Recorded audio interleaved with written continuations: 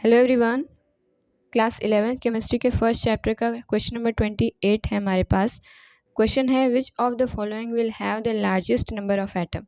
हमारे पास यहाँ पे कुछ एलिमेंट्स दिए गए हैं और सबका मास 1 ग्राम है और हमसे पूछा गया है कि इनमें से कौन सा ऐसा एलिमेंट है जिसमें largest number of atoms present है। तो इसके लिए हम पहले लॉन्ग मेथड अप्लाई करेंगे, फिर हम आपको एक छोटा सा फॉर्मूला बताएंगे जिससे आप इस ऐसे क्वेश्चंस को आसानी से सॉल्व कर सकते हैं। ठीक, तो सबसे पहले हम लॉन्ग मेथड से इसको सॉल्व करेंगे। तो 1 ग्राम ऑफ सिल्वर में हमें फाइंड आउट करना है कि कितने नंबर ऑफ एटम्स हैं। तो पहले हम मोल्स निकालेंगे।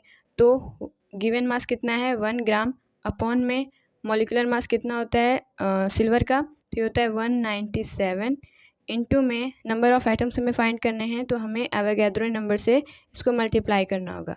तो ये हमें क्या मिला, एवोगैड्रो नंबर अपॉन में 197।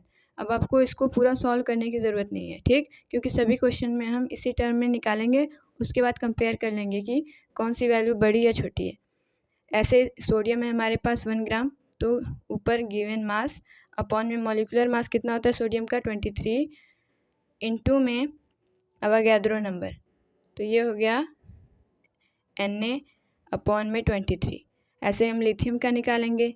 लिथियम कितना है 1 ग्राम, अपॉन में लिथियम का होता है मॉलिक्यूलर मास 7, इनटू में एवोगैड्रो नंबर, तो यहाँ पे आ जाएगा Na/7। उसके बाद हमारे पास यहाँ पे क्लोरीन गैस है, इसका मास दिया गया है 1 ग्राम, अपॉन में क्लोरीन का एटॉमिक मास होता है 35.5, लेकिन यहाँ पे हमारे पास क्लोरीन का मॉलिक्यूल प्रेजेंट है तो हम इसको 2 से मल्टीप्लाई करेंगे तो हमें मिलेगी 71, इनटू में एवोगैड्रो नंबर, तो ये हो गया Na/7।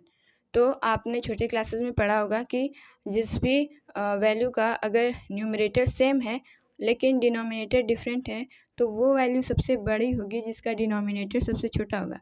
तो यहाँ पे आप देख रहे हैं कि लिथियम का यानी थर्ड पार्ट में डिनोमिनेटर 7 है, यहाँ पे 71 होगा, यानी सबसे छोटा डिनोमिनेटर है, तो इसका मतलब ये कि ये वैल्यू सबसे बड़ी होगी।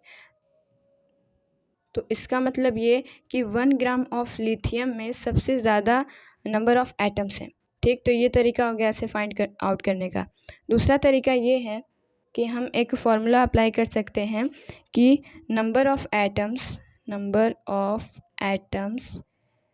इन्वर्सली प्रोपोर्शनल होता है 1 एटॉमिक मास के।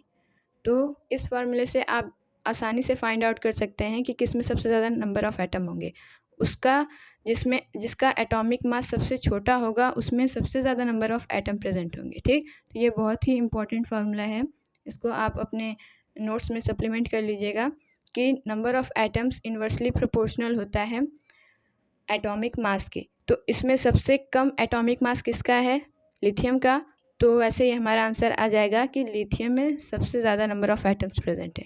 ठीक, तो ये था हमारा क्वेश्चन नंबर 28। आई होप आपको समझ में आया होगा। Thank you.